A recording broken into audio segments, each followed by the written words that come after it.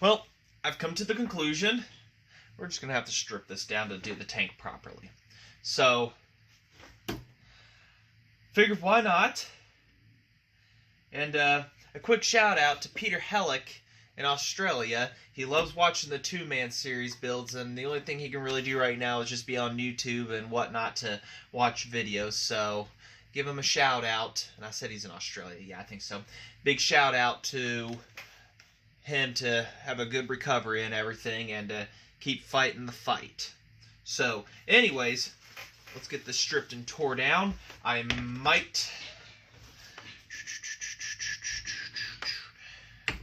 think we can just remove this without removing the starter. Just the shroud. We'll get to the starter assembly later.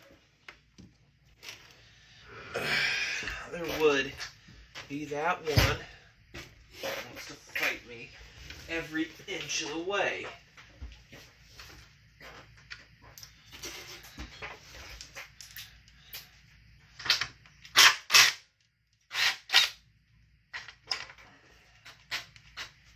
Of course it'd have the nut on the backside. Why wouldn't it?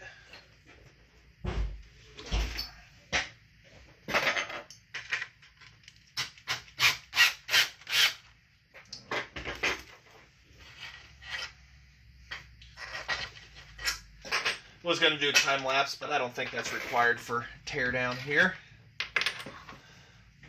I've got a bin also over here for the parts. I have not had this shroud off of this. So, start putting them in the bin down here that I have swept out. We'll get back to a few things later. There's our tank. I have Pour 15 tank sealer on the way. It's going to be a few days for that. Getting that tank off. There's a bolt right here. Really the only possible way of getting stuff. Get out of there. And the other one is right here. That's missing. Bonus! That I remember of.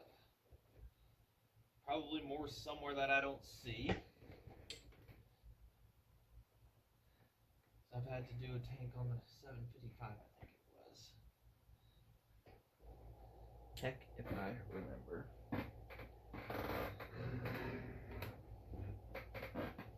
We might be able to get that pull off without having to do too much. And you guys staring at outer space. If the camera holder will hold for me. Bone holder, whatever it's called. Definitely didn't have the tools prepared and out ready for this. We're just kind of sitting in the chair and said, you know what, let's just go do it. What do we got to lose?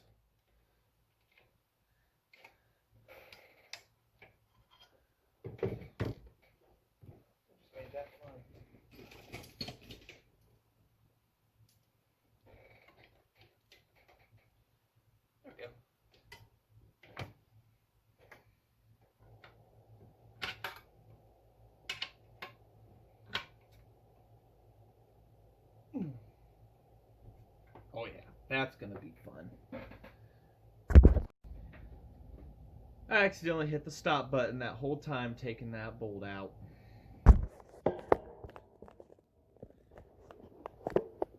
So, I was literally yammering to myself.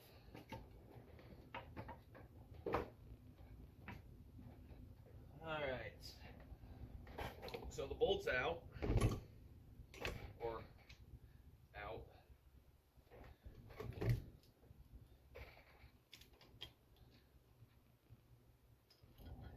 You know what's really gonna suck? Putting that back in.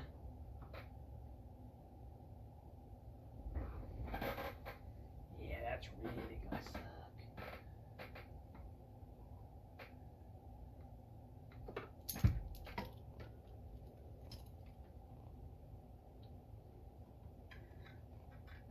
That's really gonna suck when that time comes. Worry about it when that bridge crosses. Alright, what else? We have got to take off. More disconnect. I'll just put you guys up here for a general overview. I know how this comes off.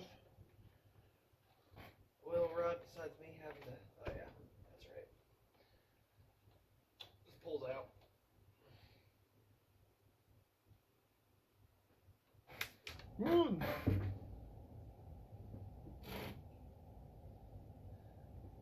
No, we'll just keep that drawer open for wear.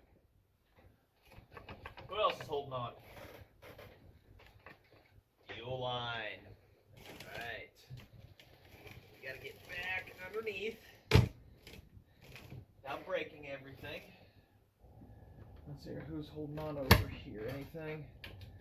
Alright, just a fuel line from the looks of it.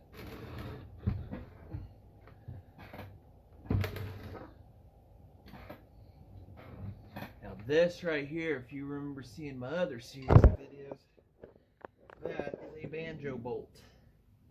So, we will pray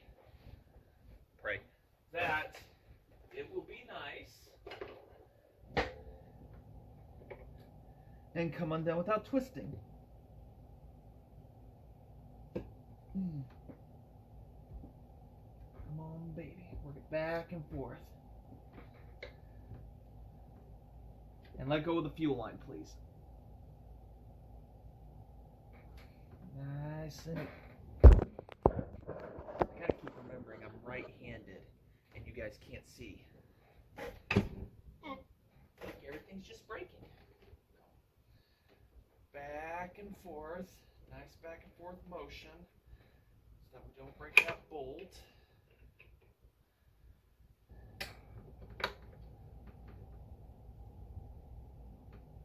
Take it easy. There we go.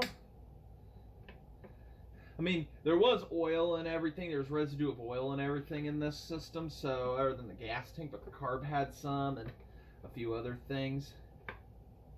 So that was kind of a giveaway to me that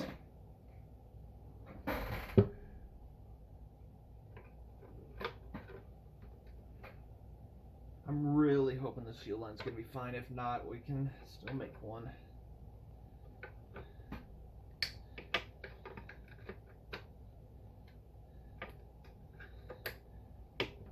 The primer sounded fine. Even though I didn't put liquid through it, it definitely sounded like it was fine, but I've been fooled before. Whee!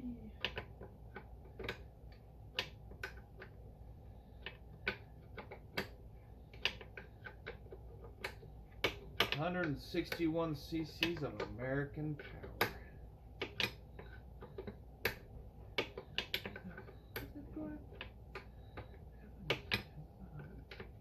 Another a guy I had met on Facebook, he has a 4-30. I can't remember his name. I can never remember people's names.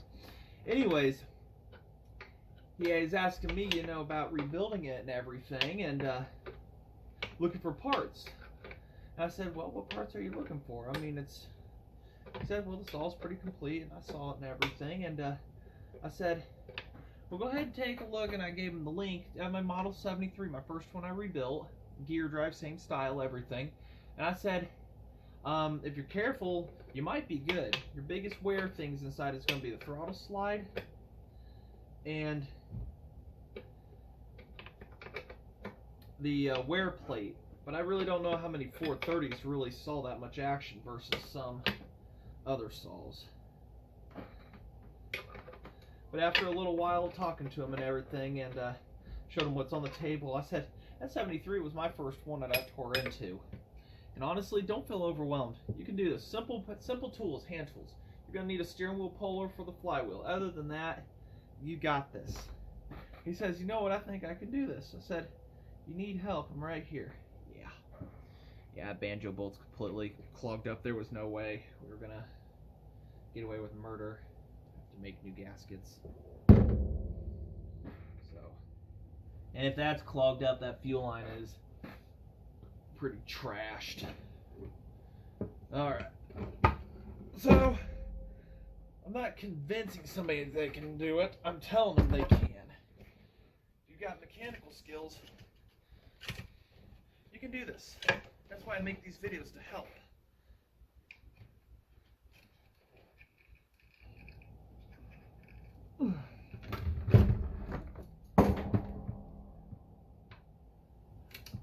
Come on. Push through. There we go. Hey, the fuel line looks cool. Still a little flexible.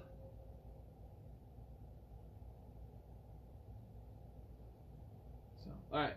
So, there it is. The fuel tank is off. And really, when you get the fuel tank off of these, it's just really, that's part of it. That's mostly the body. You got your big beer can carburetor right here. And that's just 2 bolts. Let's not look, we got a protective cover here. 2 bolts. And right off. And you got into your intake. And these are a rotary valve intake. And I've never had one apart to see inside of it. And I've really never had a need to. I've actually kind of gotten lucky. What was I saying? These have a gear weighted system inside them that helps balance the engine better so that they idle smoother. And I really can't remember my 755 and everything running it too much. I had it run. It ran pretty good, actually. But this one I plan to definitely do a lot better video of. That one I never did. It was before I was starting my YouTube video series on these. So, anyways, without further ado, pause that and go do something real quick, and then I'll be back to get this carburetor off. Alright. Let's see here.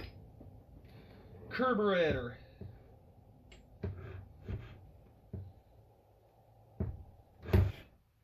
Fight me every inch of the way, why don't you? Sound like my dad. Using a 12 millimeter, even though it's 7/16. But it seems to. Yes, there's a protective cover for carb, for the linkage here. Very delicate stuff. Very delicate. Second bolt.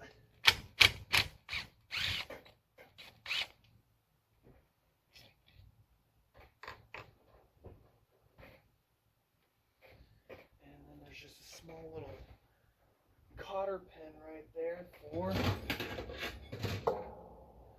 the throttle linkage. Like, that's what keeps you alive, is a cotter pin? Yeah. That's what makes the whole world go round on this, believe it or not.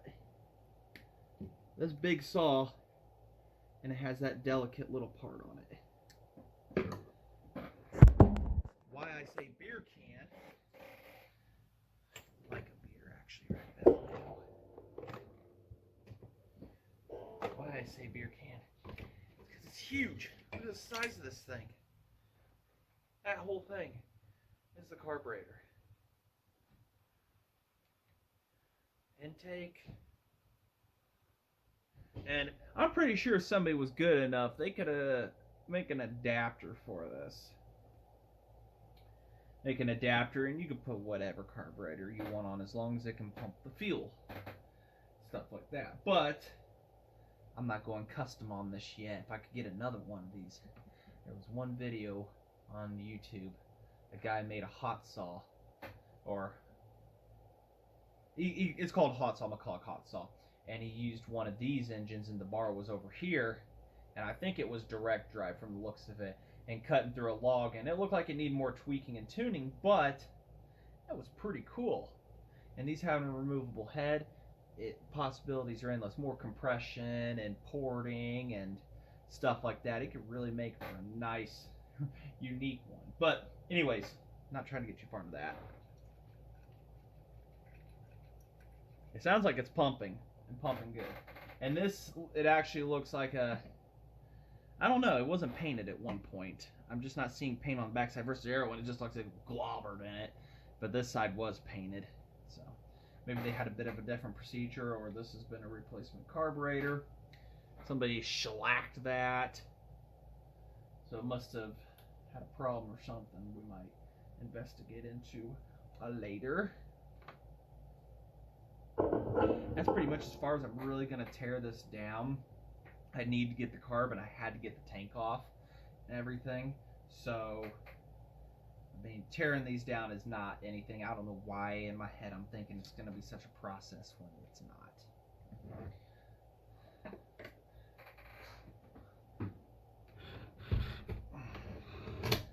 It's naked. Sorry. That's I plan to keep the transmission on just for balancing purposes and everything. I need to take the exhaust off for now.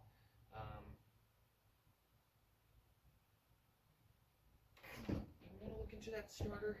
I'm not don't have much time on this video. Yeah, we'll go ahead and look in that starter. Let me get things reset up. All right. So what is causing the starter to want to bind up? The last start video I had, the first one I had done,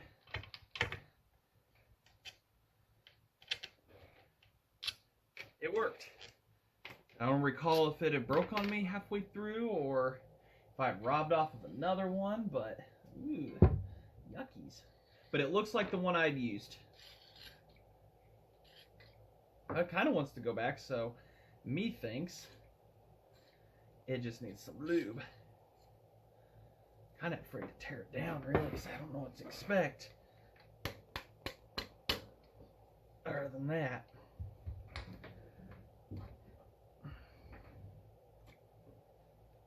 Anti-kickback on these. They had another spring inside of them for... However, this one's kind of acting weird. I didn't do that. I mean, it rotates itself.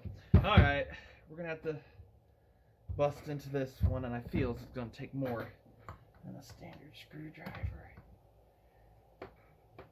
No, 1, 2. Somebody's been inside of it before. 3. Well, well, well. Look at that. I'd say a case of corrosion.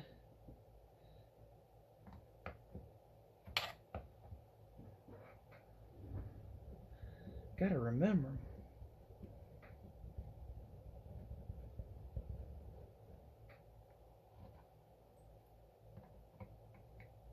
Everybody wants to vintage chainsaw till it's time to vintage chainsaw. And I don't know how some of you guys out there get lucky. Put fuel in one of these, and it runs. You got lucky. I don't know how. Almost takes the fun out of it, really.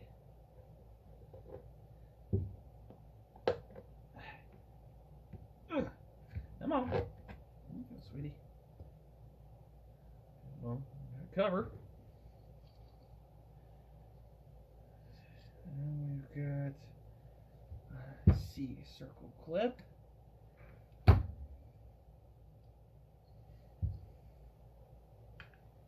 I know there's some engineered way to take these off.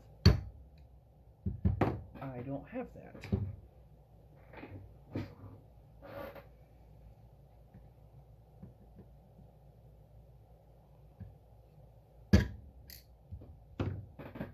Do have there's other ways that I've had to do them before.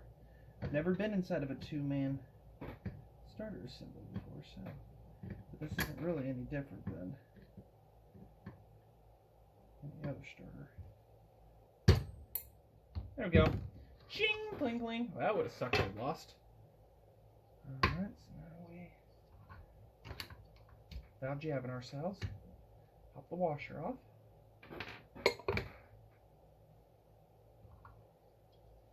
Now I'm going to kind of regret if I take that off, but Everybody's kind of stuck.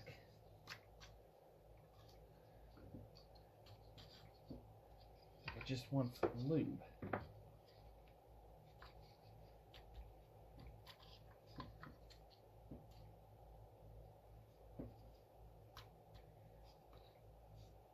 It's acting like it wants a bad case of lube.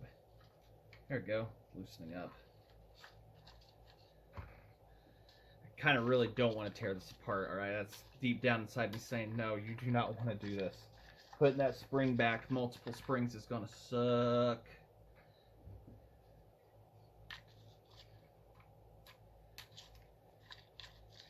There we go. Freeing up without the goodies on it.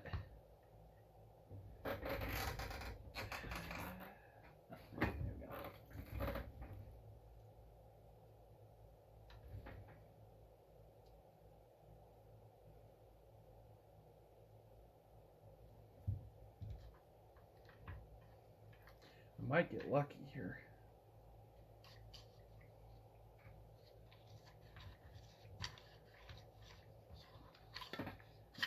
There we go.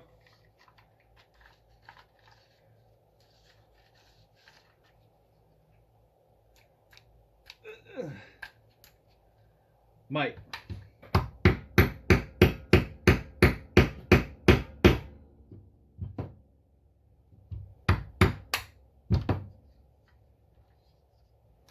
Fight with this a little bit. We'll be back.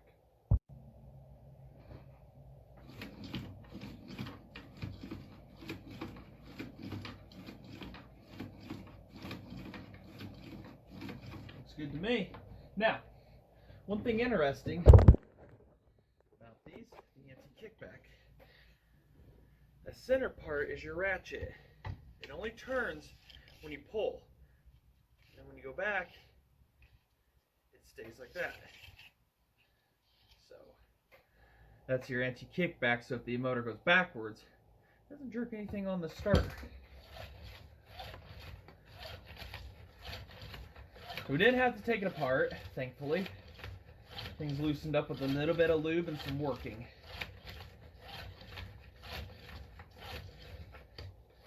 So that's good to know, because I really did not want to get inside that. Although I do have an example outside that's so badly corroded that it's worthy of taking away, and we might get into that later, just to see what happens when you blow it up. I don't know if this is the original rope to these. I know that some of them had the steel cable with the plastic around them. So somebody's been in here before, and everything feels good. So we'll get this put back together. Everything's gonna have to go through the cleaning anyways. And we'll worry the carb will do on another day on itself, get that fully assembled and everything. The gas tank stuff isn't supposed to arrive until the 29th, so probably be after that you guys see anything. So we might make the carb come up here, put that back together real quick, and do that. So let me see if I can figure out any cool ending for this or not here.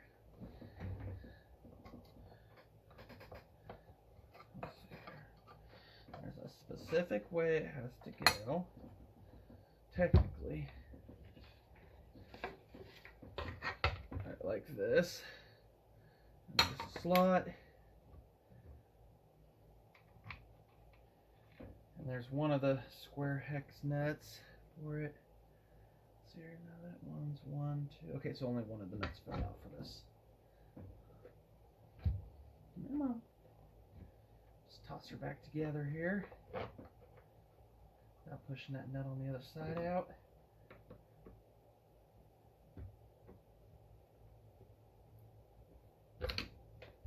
Or killing myself.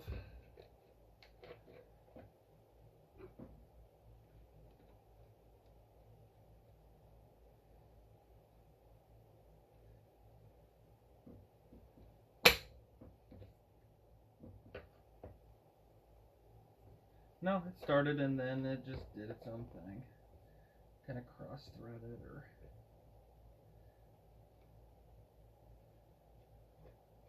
or... Fine, you be that way.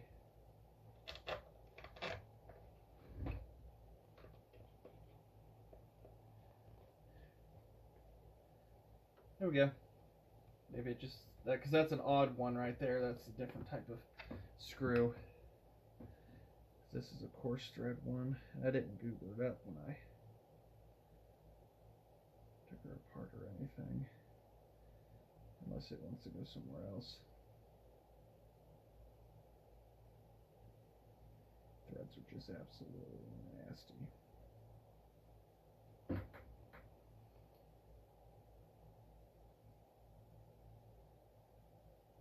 Who knows what it wants? There it goes. Kind of, sort of. So anyways, I'll get that tossed, and then we will figure something out as a cool exit on this. But it just shows how simple these actual saws are. We're going to have to disconnect that fuel line from the tank too.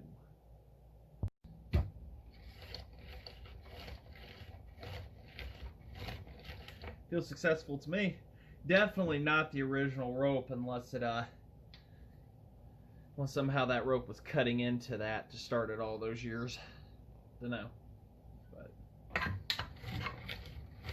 that is good. So we have got a working starter assembly thanks to a bunch of lube. I think, ooh, knees are me.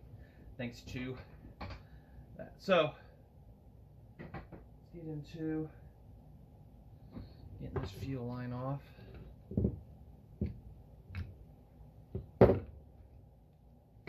Carefully. Maybe try to clear it out, but it looks like it's full of rust. 7/16. It's like the magical size on this entire thing.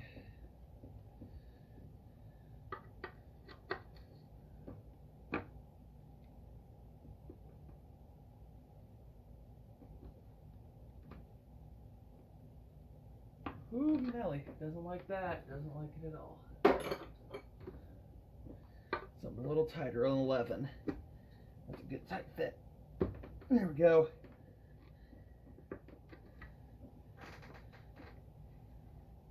So the 16th was going to round it over. 11 just fit better. Right now that we've got her loose.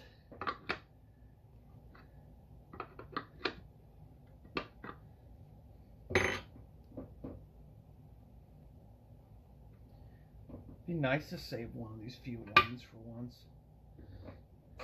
I mean, that's not asking too much, is it?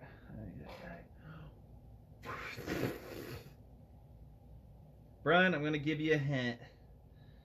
There's not going to be any saving that.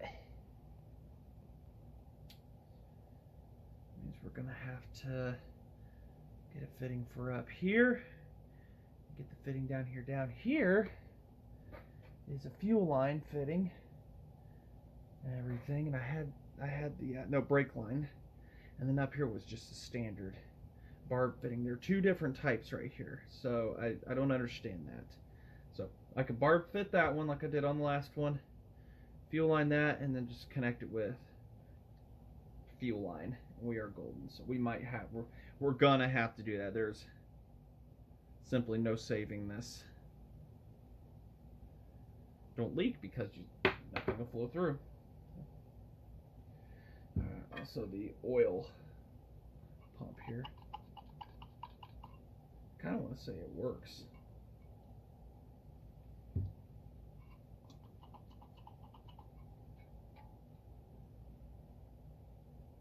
Kind of wish I knew where the inlet was too. Oh, okay. It's a little up higher than I thought it was.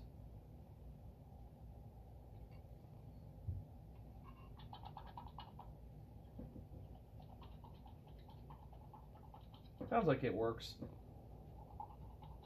It's kind of pumping the fluid out, so it's another day.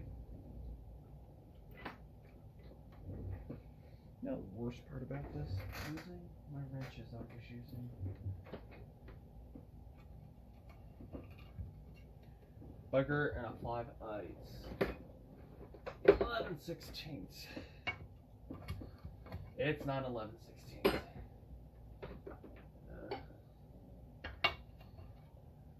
It's going to be a vice grip here in a minute.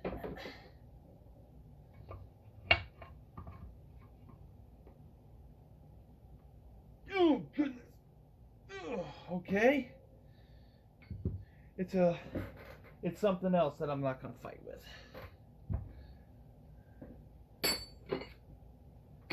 It doesn't want to be. It ain't a 17. It ain't 11. So it's a 16. Okay. Worry about that later. So, all right. Well, we'll kind of finish it up. On that note here, I'll clean this off camera, but pretty much what I'm going to do is just take the drill and a wire brush and anything else I can really get creative with. Have your mask on, because you really don't want to breathe this in, to be honest. And just get in there with the wire wheel and just go to town on it.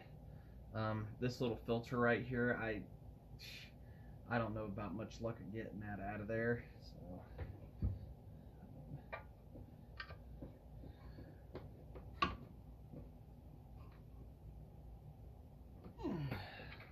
And I doubt hitting it with the impact is going to do anything other than break stuff. Just a filter screen.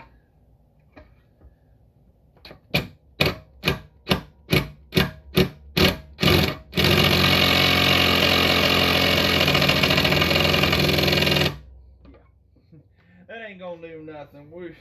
That ain't coming out yet. So we'll just have to clean up the screen real good and vinegar bath, a lot of stuff and everything. So, alright.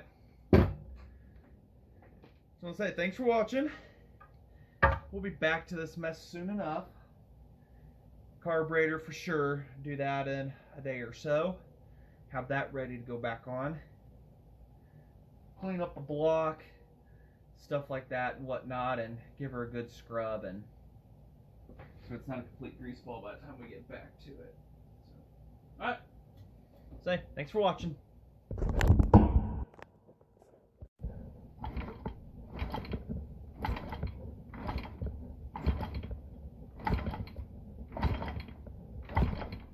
Even after a year since I went and got it, and the points have been exposed the entire time, and been in that loft over the summer, winter, humidity and everything, it still has very good spark. So it's awesome. Just figured I'd want to share that real quick. I was curious.